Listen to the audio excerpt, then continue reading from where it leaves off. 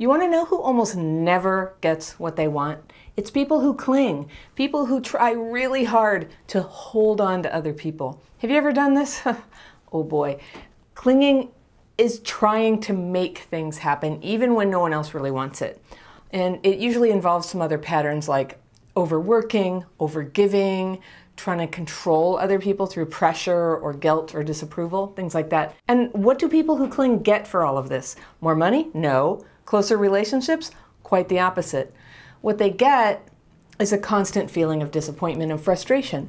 I'm Anna Runkle, also known as the Crappy Childhood Fairy, and in this video I want to talk about people who have past trauma who manifest that by clinging to other people. You go into all this effort to make things go forward with someone, a friend or someone you're dating, to the point that they start pushing you away. And when you've been abused and neglected as a kid, this can actually stir up a mental jumble where you go into that crap fitting mode I talk about, where you fit yourself to whatever bad thing's happening, where you wonder, am I attracting these cold-hearted people or do I seek them out? And it might not be either, and I'll tell you why I think so.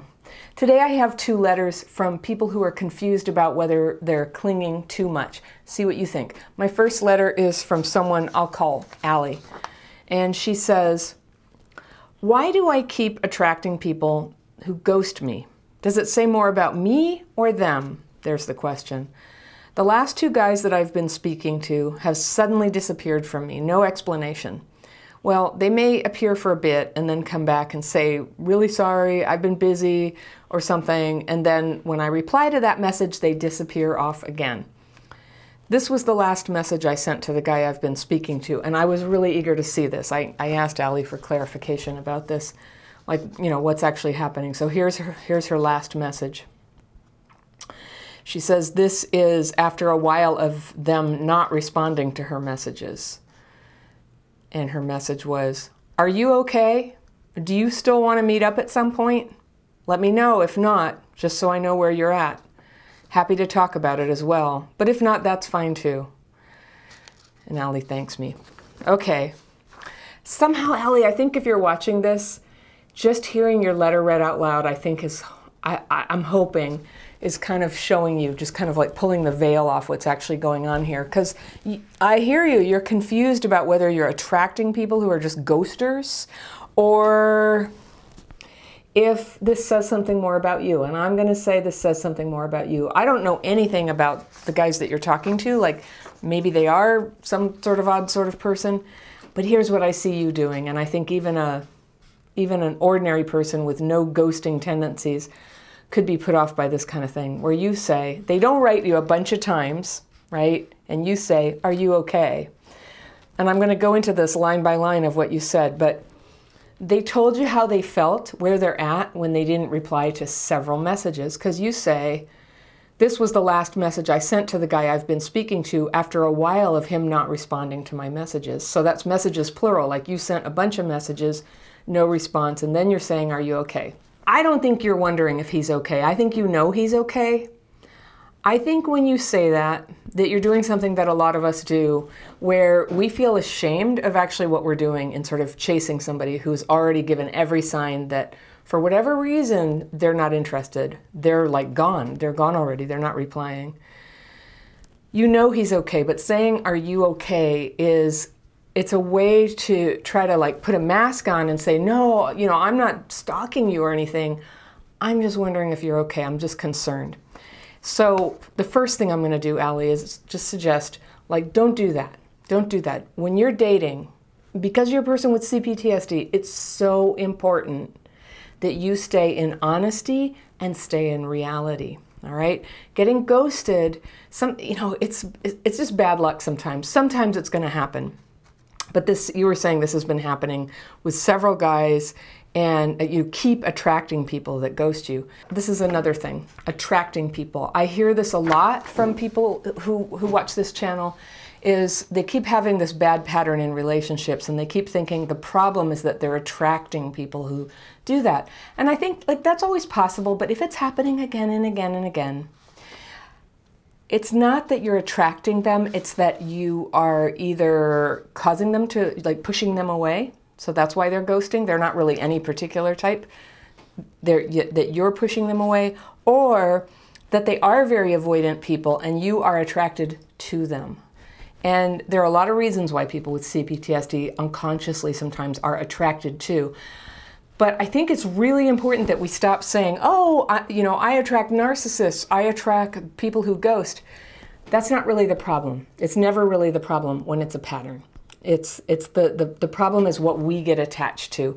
And even if that's not true, the reason why I'm going to suggest that you just look at it that way anyway and say, what am I doing here that's causing me to get into, to get hopeful about, to get expectant about, to get attached to bond with, to sleep with, to move in with, to marry somebody who I think has these terrible traits? That's the question. What am I doing? Why am I doing this? And almost always the answer is you didn't do it on purpose. If you have trauma, there are some unconscious things going on that will propel you in that direction. And a lot of people will say it's that you're trying to recreate your childhood. And I gotta say that it really looks like that, because so many of us grew up neglected and not validated by parents. And we have this incredible capacity to get not validated and not loved by partners. That's what happens. So it looks like we're trying to recreate it, but that's the perception of somebody on the outside. If you ask me, what happens is we become extremely sensitive to people who can actually show up for us. That's uncomfortable. We're not conditioned for it. And we tend to avoid those people. We tend to hold them at arm's length, not get real with them, not get involved with them. Like everybody else, we get involved with people who make us feel comfortable. And we have to feel, that feeling of falling in love often comes because it activates something where you feel like you're seen.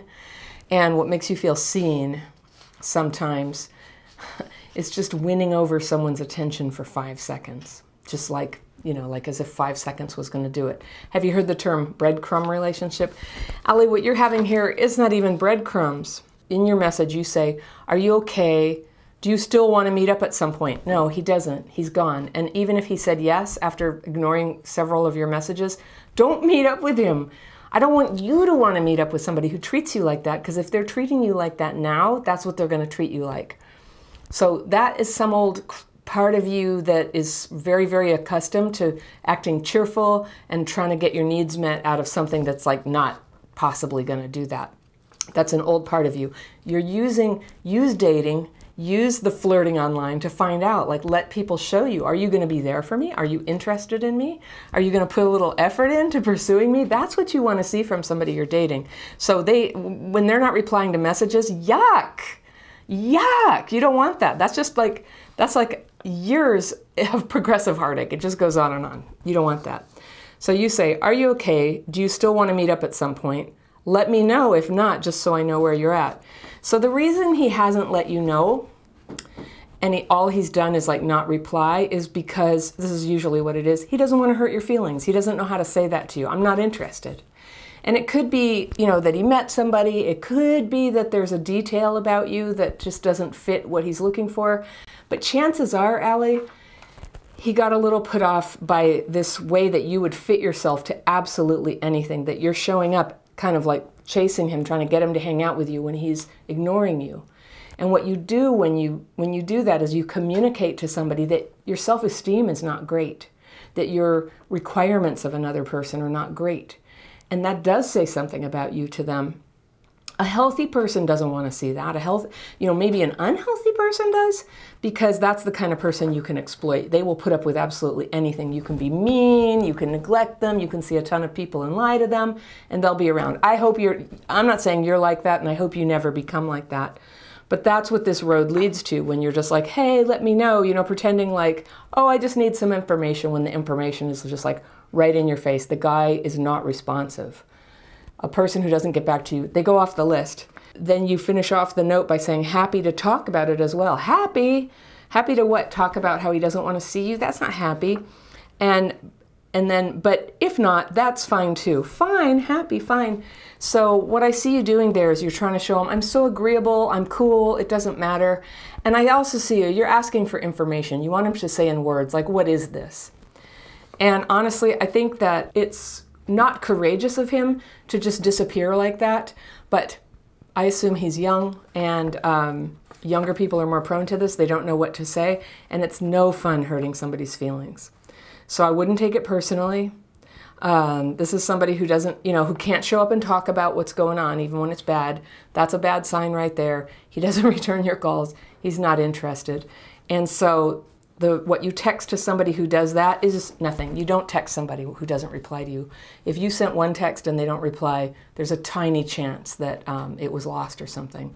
So you could wait a while and text again. 2 texts, don't say anything. And by the time it's gotten to 2 texts, don't be rushing in trying to make it all okay and cover it up. It's okay, it's fine, it's cool, I'm happy, it's all good. Don't cover it up for them. You could say something like, hey, I didn't hear back from you, and leave it at that, and let them show you. The relationship you want is somebody who is like really excited about you, is going to put some effort in, and is going to be texting you quite regularly.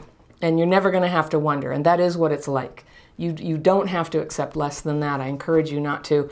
And one thing you can do, Allie, so I have this dating course online, and it is for people who are dating, who are in this situation, and it teaches you how to weed out the people who aren't going to be able to give you what you want. Because that's what we do. We find and attach to people who, whether they came this way or whether they became this way because they learned to devalue us because of our own behavior. That happens too. Sometimes it really is just us. Sometimes it's them. Usually it's both. But my dating course will show you how to start detecting what do you really want, and then how to handle dating so that you slow it down and you don't go into old behaviors of clinging, of running towards them, of trying to make it go, and most of all, crap fitting. You don't want to do that where you can see there's big holes. They're not calling you, and you've got this like emotional spackle, and you're just like, no problem, I'll fill in that hole right there, it's all taken care of. You don't want to do that. You want to let that big screaming hole where they're not showing up for you just sit there and speak for itself and be like, this one goes out of the way. Now there's lots of space for somebody wonderful to come into your life, okay? So if you're wondering, Allie, if your CPTSD has affected your ability to have relationships, and it does sound like it has, but there's a dating quiz. I'm going to put the link to that right under the video in the description section so you can take that. It's got a series of questions that reflect symptoms when complex PTSD has affected your dating relationship, and this is one of them. This is a sign. So it could be you. You might want to take that. Okay, my second letter is from Rose, and Rose has a similar issue, but this one's not in the area of romantic relationships. This is happening with friends, all right? So now I've sort of paved the way with where I'm going with this topic of clinging, and you can see what you think when you hear Rose's story. She says, my question is, do I gravitate towards self-centered people, or do I train people to treat me with little value after I give myself in relationships? And that is the question so many of us have. So I'm really glad you asked it. It also kind of parallels what Allie was asking. Is it that I attract these people, or she actually says, do I gravitate towards them? You get points for that, yes. You probably do gravitate towards self-centered people a little bit, and you probably train them a little bit to treat them, not to value you, all right? So here's what Rose is talking about. I want to know why, when I overgive in a relationship, that when I realize I'm doing this and cease the act of giving myself in an unhealthy, unbalanced way, the quote friend ends up resentful and ends the relationship. Is this the result of turning myself inside out when I stop giving them so much attention and of myself? Have they grown to expect me to keep giving and I train people to treat me with little value after I realize the relationship is a result of my over-attention to their needs? I feel like if the person cared for my well-being, they would give me some leeway, but instead they show me resentment and an unwillingness to understand when I need my own space and boundaries.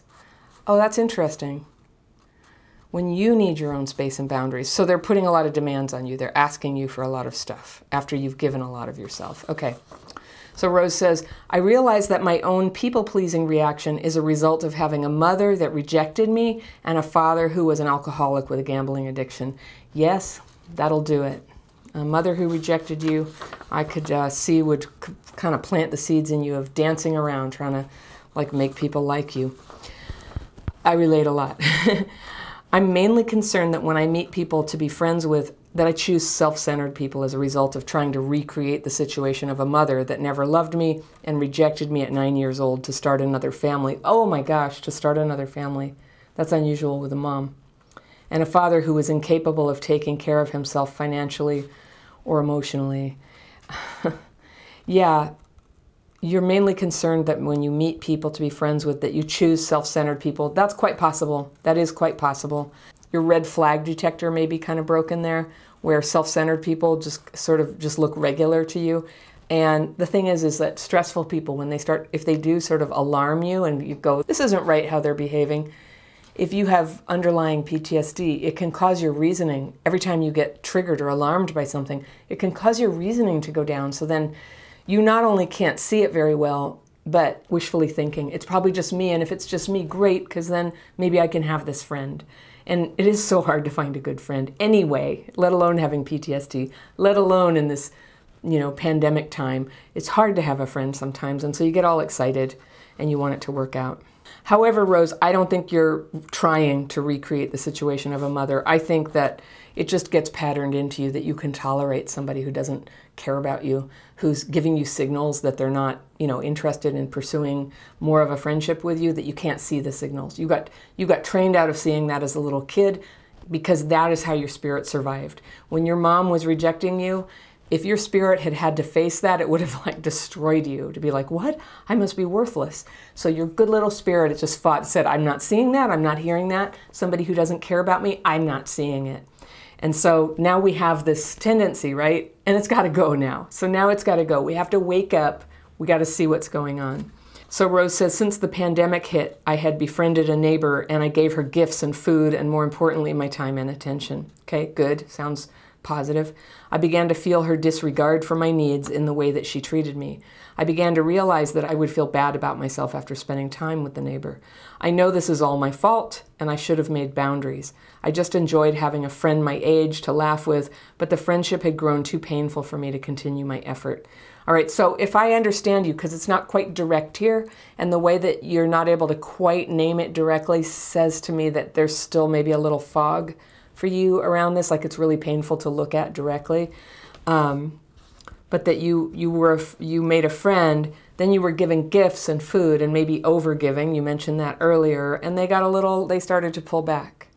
And that hurt you, and now you're feeling like you should have had boundaries, and I think by boundaries it means like not giving so much, and that, I think you're probably right, but that's okay, you gave too much, okay. A little extra, totally understandable why you did that. And yes, of course, you just enjoyed having a friend to laugh with. So then it says, I invited this person to neighborhood get-togethers at my home, and she would come, but when she had hers, she excluded me. Okay, that just sucks. That's a bad sign, right? Maybe there was a reason, but I don't know. I'm just going to take you at face value and be like, yeah, she excluded you, so evidently she doesn't like you. I don't know. Maybe there's a reason. But Rose says she knows that's my vulnerability because I've shared with her when we were closer that my mother used to exclude me and lock me in the room to spend time with my cousins doing activities she didn't want me to be part of. Oh, Rose, that's awful. That's awful. She would lock you in a room to do stuff with your cousins that she didn't want you to be part of. Okay, that sounds really bad, but here's the thing. You telling your neighbor about this, maybe you guys knew each other well enough for you to share this, but that doesn't automatically compute to she's going to change all her behavior so that you never get triggered on that again. One of the most powerful things you can do to heal this horrible stuff in your past is contain it, work on the symptoms that come up for you when you're reminded of it, and calm those symptoms. When we rely on other people to treat us in a special way because of it, they're bound to fail. They're bound to fail. Some of them might try. Most of them won't. And most of them, even if they try, aren't going to be able to fix it because that's not really what it is. It's not fixed by other people protecting that trigger. It's fixed by us healing the trigger, okay? So then Rose says, I asked her if she would like me to clear up any misunderstanding, but she never replied to texts. So this is like what happened to Allie. When somebody doesn't reply, they actually, they can't deal. They can't deal with the communication. There's no way to know, is that just for now or is it forever? And of course it's going to make your mind race. Why? What did I do? What is this about? But when they don't reply, they don't reply. And it doesn't make sense to chase them down over that. So Rose finally says, I enjoy friendships so much, yay, but they always seem to turn out this way. Okay, there's your clue. If they always turn out this way, I think we're going back to the first question. It's probably something you're doing. So I'm interested in your take on this, how I gravitate towards these types of people and realize I do not need to give of myself in an unbalanced way. I'm 48 years old, so I've been doing this pattern for a long time, never knowing why the person I befriend can devalue me so fast after I wake up and begin the boundary process later in the friendship. I see. All right, it's coming together for me. So you're saying you get into a friendship, you give, and you can only do that so long, and then you're like, listen, sometimes it's got to be about me, sometimes it's got to be reciprocal, and they're not interested anymore. So this is a classic mystery for somebody with CPTSD, is, are you gravitating towards them? Or are they just like a random assortment of people who you happen to like, and they're devaluing you because you give yourself away? So you know what I'm going to assume? I think the one I'm going to say, let's go with the second thing. If for no other reason, it's because it's the thing that you can change most easily. You can stop giving everything away. And you can put yourself on a regimen of trying to give reciprocally and not using gifts. You know, I'll tell you something. Maybe this is a reflection on me, but I almost never give anybody presents. I give it to my immediate family and my very closest friends at Christmas and birthdays. And that's it. I'm not a super gifty person, and people give me more gifts than I give them, which could be, I don't know. I could probably do better on it, but I'm just saying you can get by in life and not have to give people gifts. It's not essential. But I know some people, they express their love through gifts. So Rose, you feel burdened by all the responsibility you've assumed, and then disappointed that they don't recognize what you're doing, and worst of all, they don't give it back. But what I see is that you're in a cycle of give until boom, all of a sudden you're mad. You're mad because in your mind, you had made a bargain with them that if you would give, they would give back. And now they've let you down. But here's what I think. I think they never made that bargain. I think they were just being friends. They were probably hopeful too it would turn into a good friendship. And then all this energy was coming from you, this energy and time and presence and stuff, and kind of, you know, pushing into them, like, come on, let's be friends. And if you've ever had that done to you, it can feel uncomfortable, right? So part of it might be they were made uncomfortable by your overgiving. Part of it might be that they were happy for you to just give a bunch of time and get presents and attention. They were happy for it, but they just didn't strike that bargain with you that this was going to be like a mutual thing. And that combined with it's getting kind of uncomfortable, they start not returning texts, phone calls, and you're wondering like what happened, but you're thinking there's some kind of person. And I suspect because this is happening to you again and again, they might be just a wide assortment of people. Occasionally they're selfish people, mostly they're probably not. The pattern is right in here for you, it's right in here for you. It's how you're interacting with people from a place of not feeling like you're good enough, which I totally understand. When you tell me this about your mom, she left to make another family when you were 9. Like, I've heard of dads doing that, and it's terrible, but it's less common even for a mother to do that. And that just must have been the most invalidating and devastating thing. And then left with a dad who was incapable of taking care of himself financially or emotionally. So yeah, I can 100% see why you developed an incredibly strong talent to sort of run in there, fix people up. There's no problem over here, Dad, you know, and I don't need a mom, and I can give everything to everybody myself. But of course, you're only human, and it's not right for you to overgive. It wasn't right for you to be a kid who had nobody to take care of her. And it's not right for you to not have friends who don't reciprocate either. And what you're doing is you're fitting yourself to that. And I do think you might be creating it in a sense of kind of pushing them away, communicating some low self-esteem or some unworthiness in trying to give. I've been on both sides of this, I think. And when I've had people do that to me where they're always like trying, or also when they're phrasing things like, hey, isn't this great? And trying to pretend that they're not worried by the signs that I'm getting put off. It just like, it really like speeds up the discomfort and makes me kind of want to shut the door. It's getting too weird. I feel like somebody's, instead of like enjoying my company and wanting to hang out, they're like kind of like drawing my energy off of me, like sucking it out of me. And so healthy people are going to be uncomfortable with that. I think, yes, there's a chance you're drawn to selfish people. That's certainly possible given your parents and that they feel comfortable for you. You know what's uncomfortable when you've lived that way all your life? What's uncomfortable is people who show up. And that's the irony of this. It's like we want so bad to have these reciprocal relationships, but when they show up, it's weird for us.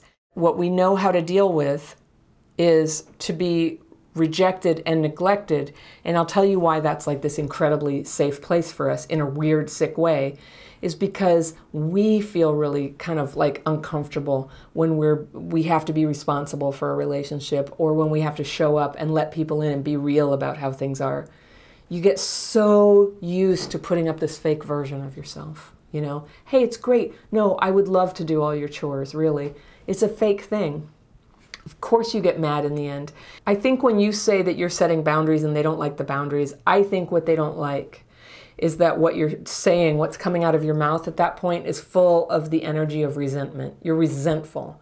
You feel ripped off. You feel like a bargain was made and they let you down. But I don't think they made a bargain with you. When you overgive, it's not a bargain, all right? It's just you kind of like throwing away your energy and possibly making people uncomfortable. It's not an agreement that they're going to give anything back to you. And I bet you $100 that's not at all what you're thinking when you're doing it. But that wound in you, that childhood PTSD wound is doing it. It's just like remembering some old habit of how am I going to get love. And that is, you know, like a mom who's like about to leave or like not giving to you. Of course you're going to be like, please mom, look, I did something for you. I made something nice. I want to cry when I think about how you got treated, Rose. That's awful. So now it's time to heal. It's not your fault you got this like kind of like tendency to overgive and then get angry. It's not your fault, but now you get to heal. Now you get to heal it. And how you can do that is you can show up and you can put yourself, again, on a regimen of being reciprocal. You're going to be reciprocal with people. You're going to say, hey, I like you. You want to hang out? And they hang out. And then you do nothing. You might say hi across the yard, but you let them do the next invitation. And occasionally, yeah, some people are shy and you need to do 2 invitations, but 2 max, okay? 2 tops. They need to put a little skin in the game to continue being friends with you. I would keep gifts out of it. Don't do gifts, even if you love expressing yourself with gifts, just because that puts you on a slippery slope of losing all your kind of like sense of self and your boundaries, right? Is giving stuff. It is enough for you to be a friend, to be somebody to have a laugh with, to have a conversation with. That's enough. If someone doesn't invite you to their get-togethers, that's an awkward situation. I would definitely throw up a red flag on that. And if you don't know somebody very well yet, I would just stop inviting them. I don't know. Or invite the whole neighborhood, nothing personal. But neither try to punish nor investigate that. If they're a good friend, yes, investigate and say, was there some reason I wasn't invited? My feelings were kind of hurt. You can say that. But if that conversation doesn't go really, really well with them caring about you, back off, back off. This is a case of going to the hardware store for milk. They're not going to meet your emotional needs by talking to you about why they're hurting you. They're already somebody who just pulls away. They can't deal with it. And honestly, I think that we prime people to do that when we overgive. When we overgive, we're basically throwing up a red flag that we need a lot, that we're very emotional, and that they can expect that we're going to be crushed if they don't give it back to us. And that is intimidating to people. They want to pull back. And I bet you've had that happen to you, too. I mean, right? Who hasn't had that happen to them a little bit? She's not replying to you saying you want to clear up misunderstandings. She can't deal with it.